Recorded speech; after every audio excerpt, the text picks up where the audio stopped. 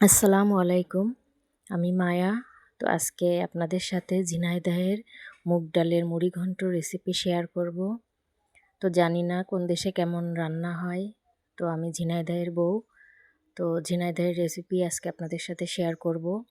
তো এই যে মুগ ডাল, বাটা মশলা, আস্ত পেঁয়াজ, রসুন, কাঁচামরিচ, তেল, লবণ, হলুদ সব কিছু দিয়ে মাখিয়ে পানি দিয়ে চুলায় বসিয়ে দিব। তো এই যে মাছের মাথাগুলা, তো এই মাছের মাথাগুলা ছোট ছোট টুকরা করে কেটে ধুয়ে লবণ হলুদ মাখিয়ে ভেজে নিব। তো এই যে প্রেসার কুকারটা অলরেডি চুলায় বসানো শেষ। তো এখন মাছটা কেটে ছোট ছোট টুকরা করব, করে এটা ভেজে নিব। তো এই যে দেখুন কত ছোট টুকরা করা হয়েছে। তো এখন এটা ভালো করে ধুয়ে পরিষ্কার করে এটা লবণ হলুদ মাখিয়ে লাল লাল করে ভেজে নিব। তো লাল লাল করে ভেজে নিয়ে তারপরে আর কি ডালের ভিতরে দিয়ে দিব। তো এই যে ডালটা কড়াইতে ঢেলে অলরেডি দেওয়া শেষ। মাছটা ভেজে ওর ভিতরে দিয়ে দিয়েছি। তো এখন কিছুক্ষণ জাল হবে।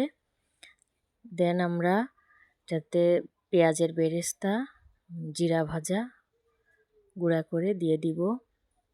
তো এই যে আমার মুড়িঘন্টর ফাইনাল লুক। তো দেখুন কালারটা কত সুন্দর হয়েছে।